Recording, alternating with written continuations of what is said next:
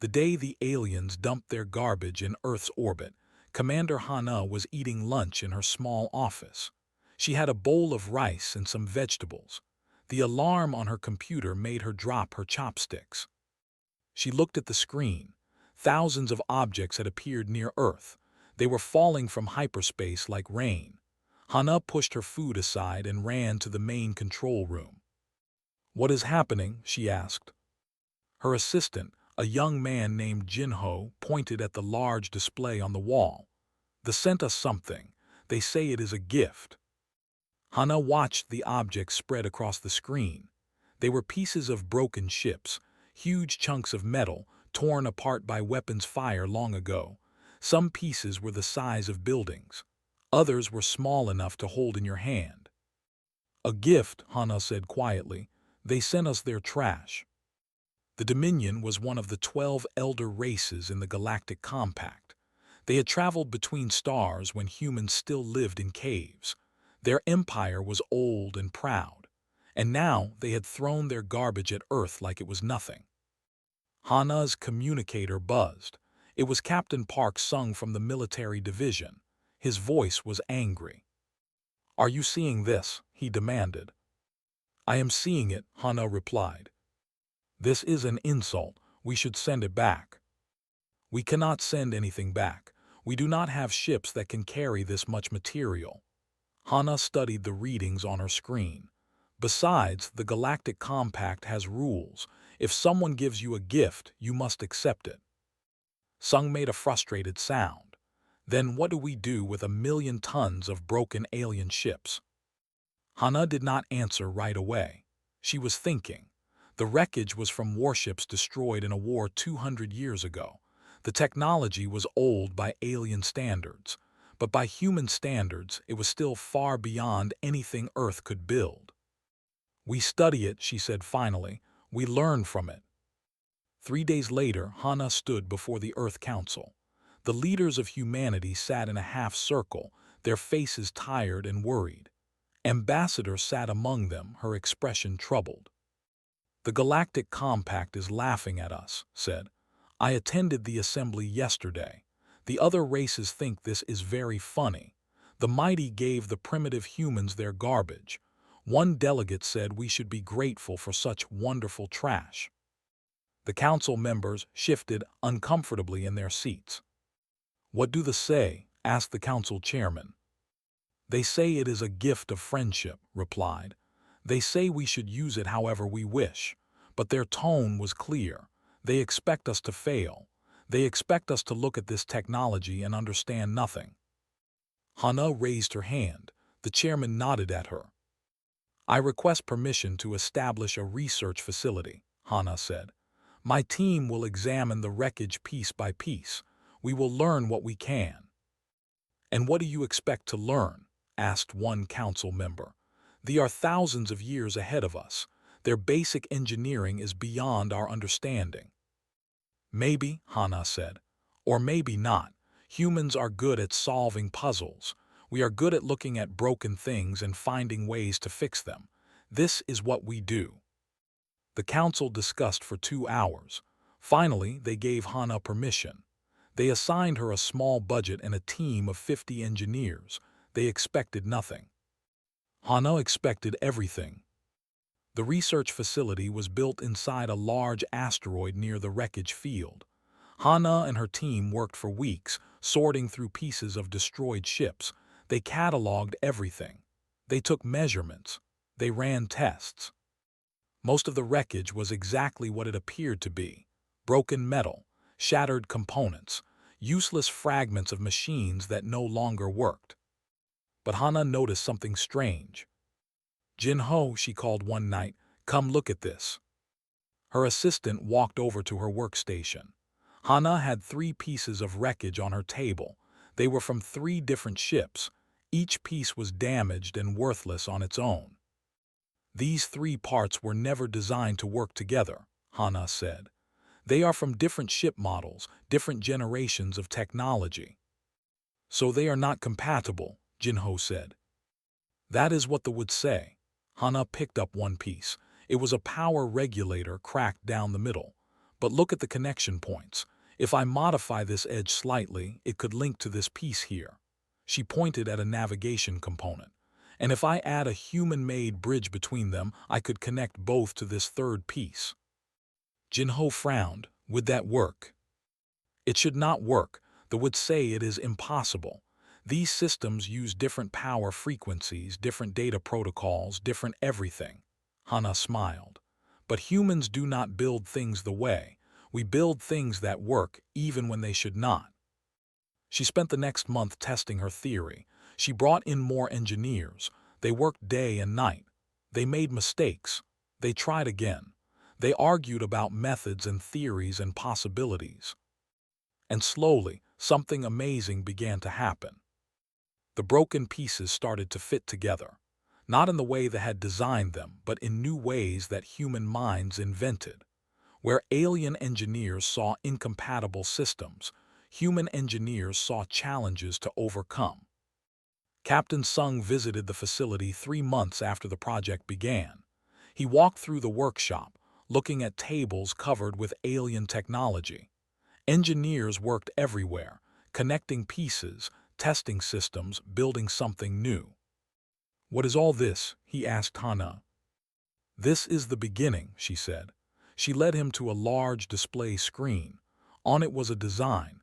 It looked like a ship, but not like any ship Sung had ever seen. It was ugly and unbalanced. It had pieces sticking out at odd angles. "What am I looking at?" he asked. "They gave us parts from hundreds of their warships," Hana explained. Each ship was powerful on its own, but destroyed, the pieces seemed worthless. They expected us to melt them down for raw materials if we could figure out how. "But you found another use." Hana nodded. "Humans think differently. We see connections that others miss. We build things from parts that were never meant to go together." She pointed at the design on the screen. "This ship will use weapons, shields, engines, all from different ship types, all from different eras of their technology, combined in ways no engineer would ever imagine." Sung stared at the screen for a long time. "Can you actually build this?" "I do not know yet," Hana admitted. "But I know we have to try. The galaxy thinks humans are primitive. They think we are children playing with toys we do not understand. This ship will prove them wrong." She turned back to her work. Outside, floating in the darkness of space, millions of tons of alien garbage waited to become something new, something powerful, something that would change everything. The gift of garbage was about to become humanity's greatest weapon. 6 months passed. The small research facility became something much larger. Earth Orbital Shipyard Delta 7 grew around the asteroid like a living thing. New sections appeared every week. More workers arrived every day. And at the center of it all, the skeleton of an impossible ship began to take shape. Commander Hana stood on a platform overlooking the construction bay. The view took her breath away every time. Massive pieces of wreckage hung in zero gravity, connected by human-made frameworks. Workers in spacesuits moved between the sections like tiny insects building a nest. "It looks like a monster," said a voice behind her. Hana turned. Dr. Min stood there holding a tablet computer. She was a small woman with tired eyes and messy hair. She had not slept well in months. None of them had. "Monsters can be useful," Hana replied. Min walked to stand beside her. "I solved the power problem, finally." Hana felt her heart beat faster. The power system had been their biggest challenge. Power cores were incredibly advanced. They generated energy through methods humans barely understood, and the cores in the wreckage were all damaged. "How?" Hana asked. "I connected 3 broken cores together." Min showed her the tablet. The screen displayed a complex diagram. Each core is missing different components, but together they fill each other's gaps. One core regulates the other 2. The second core provides raw power. The third handles distribution. "Will it be stable?" Min laughed. It was not a happy sound. "No, it will be incredibly unstable. Any engineer would call it insane. The power fluctuations alone should tear the ship apart. But I designed human-made buffers to absorb the fluctuations. They are crude compared to technology, but they work. Min looked at Hana with something like wonder in her eyes. I do not understand why it works. It should not work, but every test I run comes back positive. Hana smiled. This was what humans did. They made impossible things work through stubbornness and creativity. The next challenge came from Chief Petty Officer Nam Dong. He was a big man with rough hands and a gentle voice. He had spent 30 years welding ships together. Now he faced materials that refused to behave. The alloys are different, he explained to Hana one day. They stood in the fabrication workshop, surrounded by broken tools and failed experiments. My welders cannot cut them. My torches cannot melt them. Human equipment is not strong enough. Can we work around it? Hana asked. Dong scratched his head. I have been thinking, we cannot change the alloys, but maybe we can change our approach. He picked up a piece of hull material. This metal responds to certain energy frequencies. I discovered this by accident when I dropped a piece on a live power cable. What happened? The metal became soft just for a moment. Then it hardened again, Dong grinned. So I built a new tool. It uses electrical pulses to soften the metal before cutting. It is slow. It is difficult, but it works. Hana put her hand on his shoulder. Show me. Dong led her to a workbench. A strange device sat there, covered in wires and circuits. He put on thick gloves and safety glasses. Then he picked up the device and pressed it against a piece of hull. The device hummed. Blue light flickered along its edge, and slowly, impossibly, the alien metal began to bend. Beautiful, Hana whispered. Dong spent the next 3 months teaching his technique to other workers. Soon, the shipyard echoed with the sound of his new tools. Human hands shaped alien metal into forms they had never imagined. Lieutenant Shin joined the project 8 months in. She was young, ambitious, and brilliant with weapons systems. Her job was to make the weapons work. The targeting systems are the problem, she told Hana during their first meeting. Weapons are incredibly accurate. They can hit a target from millions of kilometers away, but their targeting computers use thought patterns we do not understand. Alien logic, Hana said. Exactly. The computers think in ways human brains cannot follow. I have tried to learn their programming language. It makes no sense to me. Hana considered the problem. Do you need to understand how they think? Looked confused. What do you mean? You are trying to use systems the way, but we are not. We think differently. Hana pulled up a diagram on a nearby screen. What if you treated the targeting computers like a puzzle box? You do not need to understand the mechanism inside. You just need to know which buttons make it do what you want. Was quiet for a long moment. Then her eyes widened. Input and output. I map the inputs to the outputs. I learn what commands produce what results. I do not need to understand the process in between. Can that work? It will take time, a lot of testing, but yes, I think it can work. Spent months running thousands of tests. She tried every combination of inputs. She recorded every output. Slowly, she built a translation guide between human commands and weapon responses. The weapons would never work exactly like the intended, but they would work for humans, and sometimes they would work better than the original design.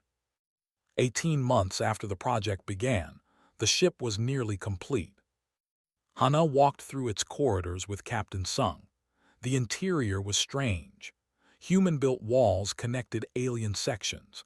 Cables ran along ceilings in patterns that made no logical sense but somehow functioned perfectly.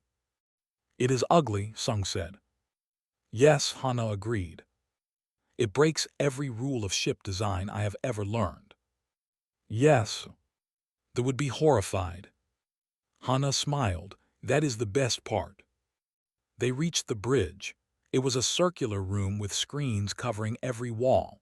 Human chairs faced control panels. The mix of technologies should have looked wrong. Instead, it looked powerful. "We need a name," Sung said. Hana thought about it. This ship was built from garbage. It was made by humans who refused to accept that something was impossible. It would represent Earth among the stars. "Sovereign," she said. "We will call it Sovereign." Sung nodded slowly. "I like it." The day came to power up the ship for the first time. Everyone gathered in the control center. Engineers, scientists, workers. They had all given years of their lives to this project. Now they would learn if it was worth it. Hana sat in the commander's chair. Her hands were steady, but her heart raced. "Begin power sequence," she ordered. The lights on the bridge flickered. Deep in the ship, the three connected power cores hummed to life. Energy flowed through systems that had been dead for centuries. Screens activated, weapons armed, engines began to warm up. And somewhere far away, in ships and stations across the galaxy, sensors detected an energy signature that should not exist. The Sovereign was awake. In the Galactic Compact Assembly Hall, an alarm sounded. Delegates from 12 races looked at their screens in confusion. One of them, a tall with gray skin and ancient eyes, stood frozen. "Impossible," he whispered. "That is impossible." But the readings did not lie. Humans had done what no other species had ever done. They had taken broken pieces of the past and built something new, something powerful. Something that would change the galaxy forever. The Sovereign moved through deep space like a shadow. No other ships were nearby. No stations. No witnesses. This part of the galaxy was empty and dark. It was the perfect place to test a weapon. Commander Hana stood on the bridge, watching the stars through the main viewport. Beside her, Admiral Ho studied the ship with suspicious eyes. He had been sent by Earth Command to evaluate the project. His report would decide if the Sovereign continued to exist or got taken apart for scrap. "I have read your reports," Ho said. "They sound like fiction." "They are accurate," Hana replied calmly. "You claim this ship can outperform modern warships. Ships built with technology we cannot begin to match." "I claim nothing. The tests will show you the truth." Ho made a skeptical sound. He was an old soldier with gray hair and deep lines on his face. He had spent his career fighting for Earth's small place in the galaxy. He had seen too many promises become failures. "Begin the first test," Hana ordered. Pilot Osira sat at the helm controls. She was thin and quiet, with short black hair and steady hands. Other pilots called her the Survivor because she had lived through crashes that should have killed her. She was exactly the right person to fly an impossible ship. "Acceleration test," Sira announced, "starting now." She pushed the controls forward. The Sovereign responded instantly. The ship shot forward so fast that the stars stretched into lines of light. Hana gripped her chair. Even she had not expected this much power. "Speed increasing," Sira reported. Her voice remained calm. "Passing standard cruiser speed, passing battleship speed." She paused. "Passing command vessel speed." Ho leaned forward. His skepticism was fading. "How is this possible? The engines are from destroyed ships. They should not function at full capacity." "They are not functioning at full capacity," Hana explained. "Each engine is working at maybe 60%, but we combined engines from 5 different ships. They work together. The total output is greater than any single engine could produce. That should cause conflicts. Different engine types would fight each other. Human engineers designed the connection systems. We made them work together." Hana smiled slightly. "They would say it is impossible, but they think in straight lines. Humans think in circles and spirals. We find paths they cannot see." The acceleration test ended. The Sovereign had performed beyond all expectations. Ho's expression had changed. He was no longer skeptical. He was amazed. "Weapons test," Hana ordered next. Lieutenant Shin activated the targeting systems from her station. 3 drone targets floated in space ahead of them. They were programmed to move randomly, making them difficult to hit. Targeting first drone, said, firing main cannon. A beam of purple light shot from the Sovereign. It struck the first drone before Hana could blink. The drone exploded into fragments. Targeting second and third drones simultaneously, continued. That should not be possible, Ho interrupted. Weapons can only track one target at a time. Weapons, yes, adjusted her controls. But I modified the targeting computer. I made it track multiple targets by running parallel calculations. The original design did not allow this. I convinced it to try anyway. 2 beams fired at once. Both drones vanished in flashes of light. Ho sat back in his chair. He looked at Hana with new respect. How did you do all this? He asked quietly. We refused to accept limits, Hana replied. They told us what their technology could not do. We did not listen. The shield test came next. Sierra flew the Sovereign through an asteroid field while other ships fired training weapons at them. The shields held against everything. More than that, they adapted. Each time a weapon struck, the shields shifted their frequency slightly. Attacks that worked once became less effective the second time. The shield system learns, Hana explained. Different shield generators had different strengths. We combined 6 of them. They share information. They evolve together. By the end of the day, Ho was convinced. He would give his positive report to Earth Command. The Sovereign was real, it was powerful, and it belonged to humanity. But they were not alone. On the second day of testing, a ship appeared at the edge of their sensors. It was an observation vessel, small and fast, designed for watching without being seen. But the Sovereign's combined sensor arrays were sharper than anything humans or had built before. We have a visitor, Sierra announced. Hana felt cold fear in her stomach. The project was supposed to be secret. If they reported what they had seen, Earth could face serious consequences. They are approaching, Sierra continued. They want to communicate. Let them, Ho said. We cannot hide now. The main screen flickered. A face appeared. He was old even by standards. His skin was the color of ash. His eyes were dark and deep. He wore the uniform of a high official. I am called the Watcher, he said. His voice was soft and cold.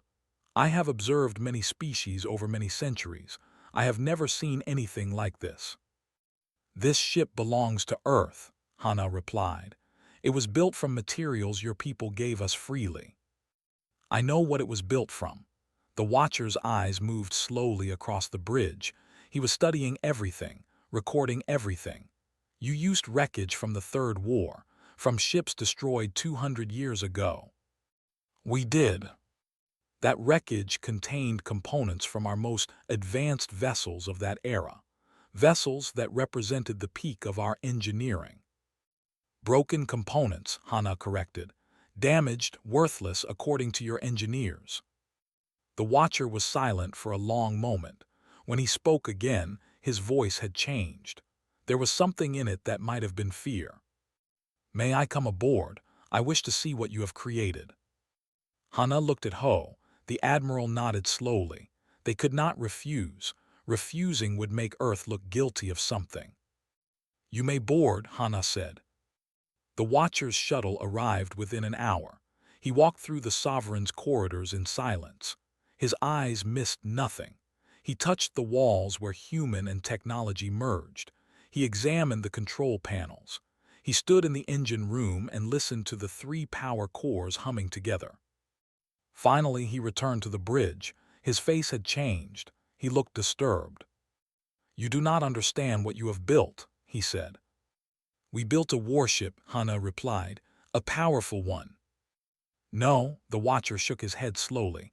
You have built a convergence. What is a convergence? The Watcher did not answer directly. He walked to the main viewport and stared at the stars. Centuries ago, our greatest engineers proposed a theoretical design, a ship that combined systems from different eras, different philosophies of construction. They believed such a ship would be more powerful than anything built in a traditional way. They called it the Convergence. What happened to the project? Ho asked. We could not build it. Our engineers could not make incompatible systems work together. The project was abandoned. It was declared impossible. The Watcher turned to face them. And now humans have built it in less than 2 years. He walked toward the exit. At the door he stopped. I must report this to my people. They will not be pleased. He looked at Hana one final time. You should prepare for what comes next. He left. His shuttle departed. And as it flew toward space, its communication array sent a single message, repeated over and over. Human intelligence intercepted the message. They translated it. And when Hana read the translation, she understood why the Watcher had been afraid. They have built the Convergence. The humans have built the Convergence. War was coming. The Galactic Compact Assembly Hall was filled with tension. Representatives from 12 elder races sat in their assigned sections. Their faces showed confusion, anger, and fear. At the center of the hall, a holographic image of the sovereign rotated slowly. Ambassador stood alone at the human delegation's platform. Her hands were clasped behind her back. Her face showed no emotion, but inside her heart was pounding.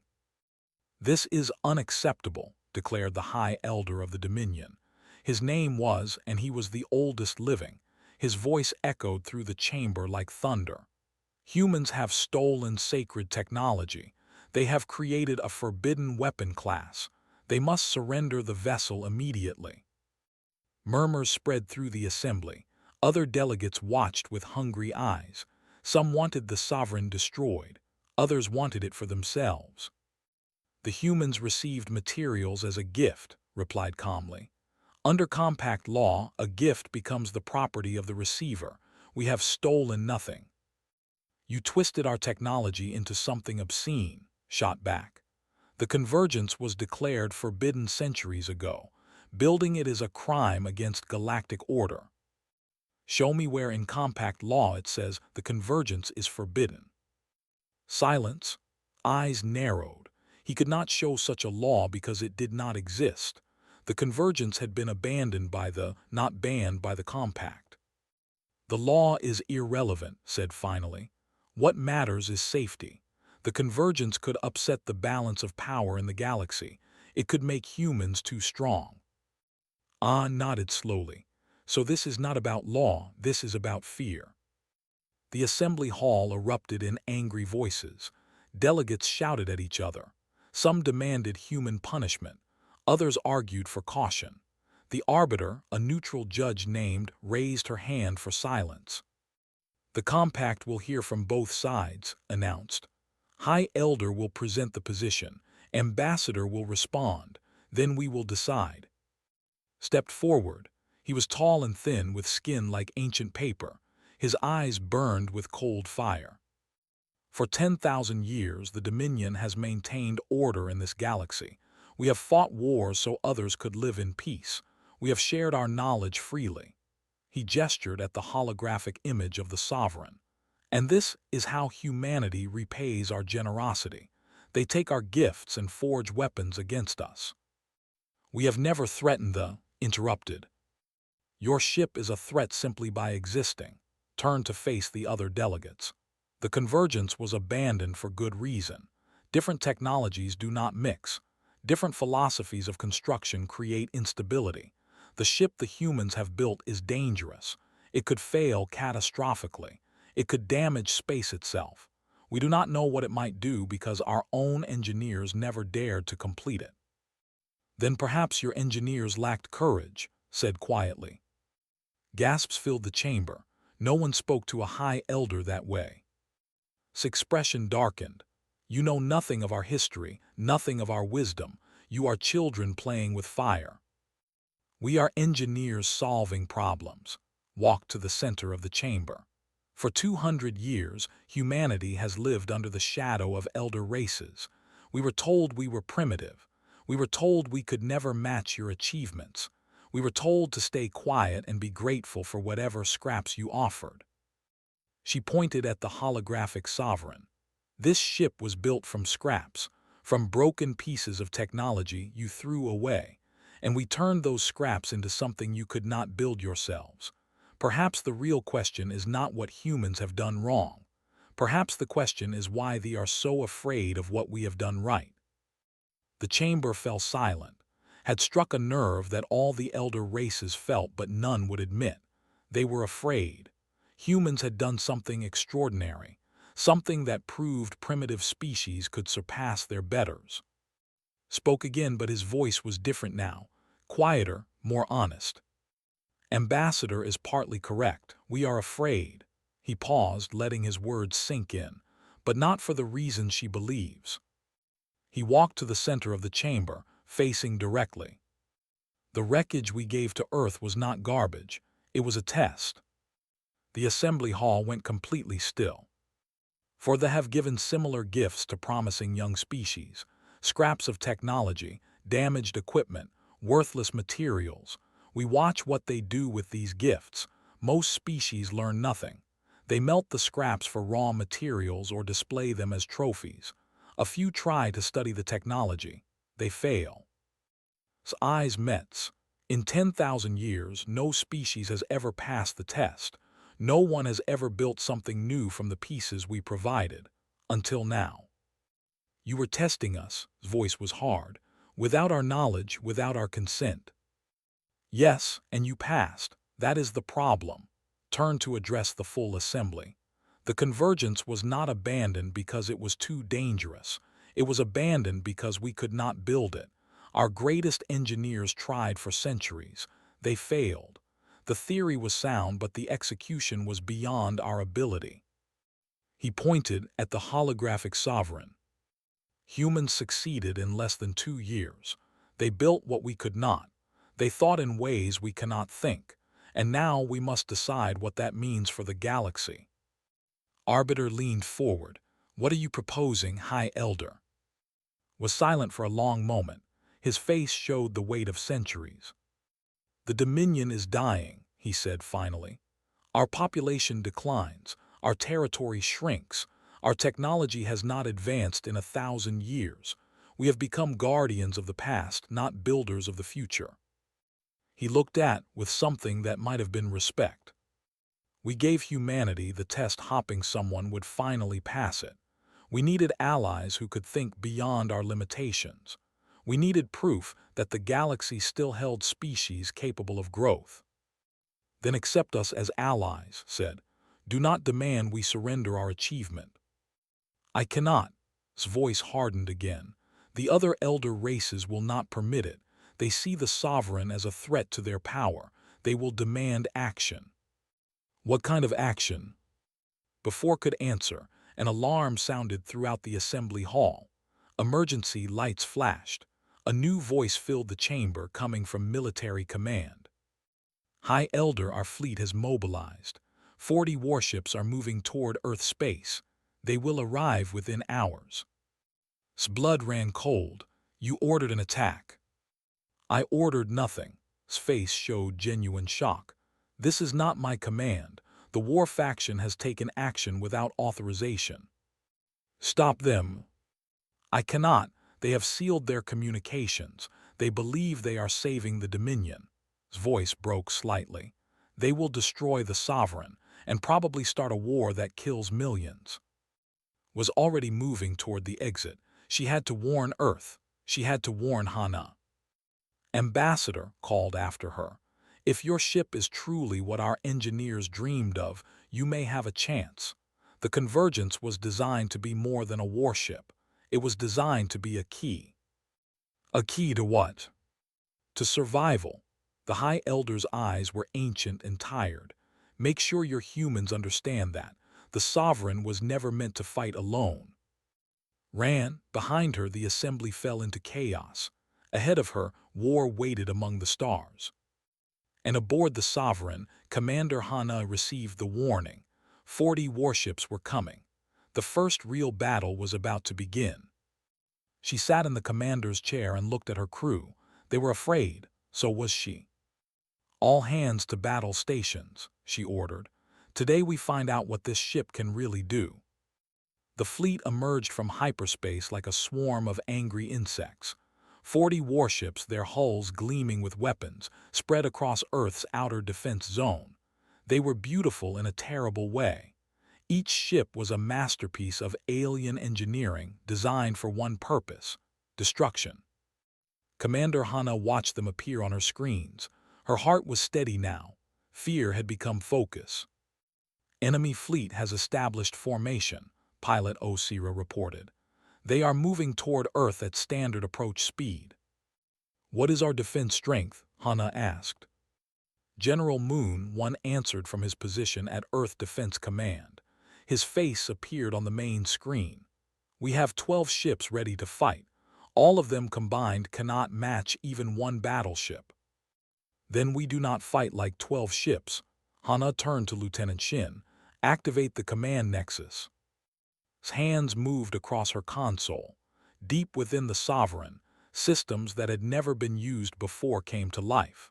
The ship's combined sensor arrays reached out like invisible hands, connecting to every human vessel in the area. "Nexus active," confirmed. "All Earth ships are now linked to Sovereign's tactical systems." General Moon's expression changed as new data flooded his command screens. "What is this? I can see everything, every enemy ship, every weapon, every shield frequency." "The Sovereign was designed to lead," Hana explained. "Our sensors, our targeting computers, our tactical processors, they are now shared with your fleet. Your ships will know what we know. They will see what we see." "How is that possible? Our communication systems are not compatible with technology." "Human engineers made them compatible." Hana allowed herself a small smile. "We are good at connecting things that were never meant to connect." The fleet continued its approach. Their commander sent a message: "Surrender the Sovereign or face destruction." Hana did not respond. There was nothing to say. "All ships prepare for battle," General Moon ordered. His voice was stronger now. He understood what the Nexus meant. His small fleet was no longer a collection of weak vessels. They were one unit, guided by the most advanced tactical system in the galaxy. The first shots came from the purple beams of energy streaked across space, targeting the outer human ships. But the ships were already moving.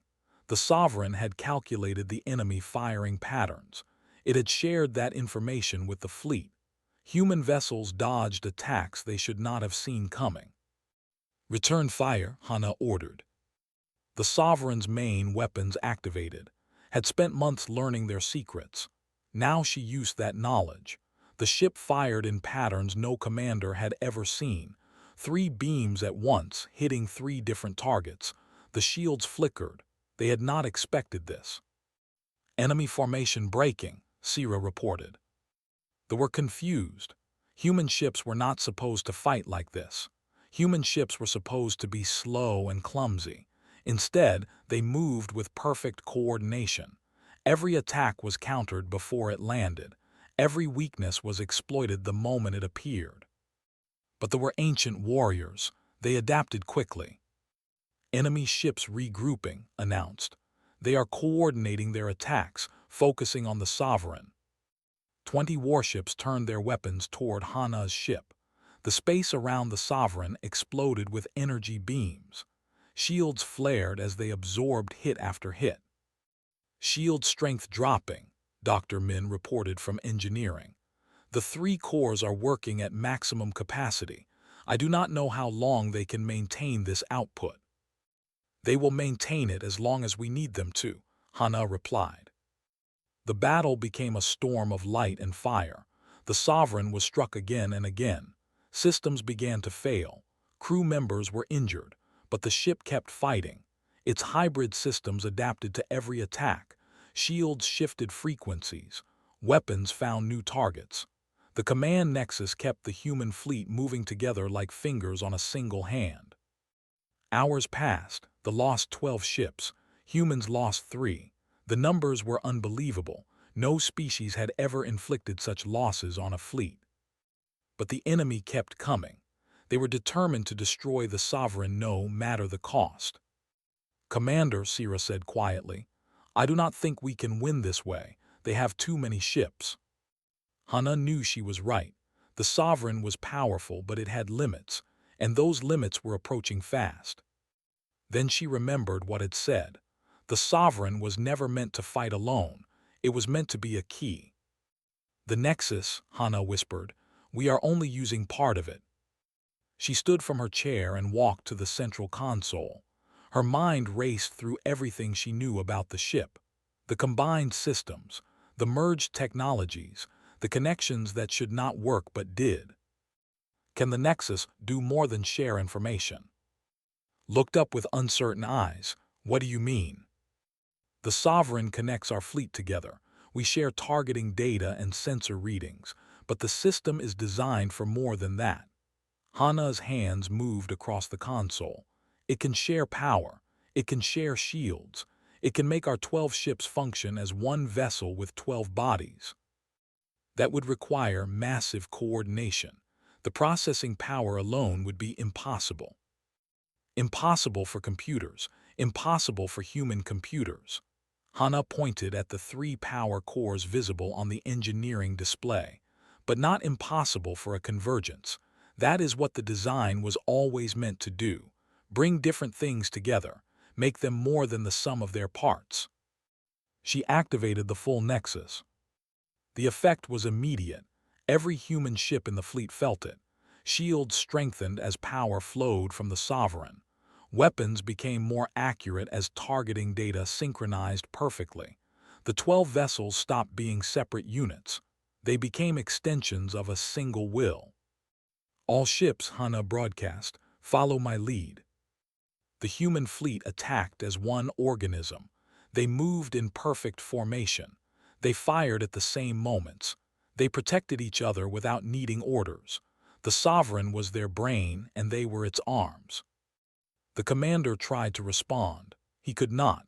His ships were designed to fight as individuals. They could not match the coordination they faced now. Every attack was blocked. Every maneuver was anticipated. One by one, the ships fell. The battle ended with the enemy signaling retreat. 22 warships remained. They gathered their wounded and fled toward hyperspace.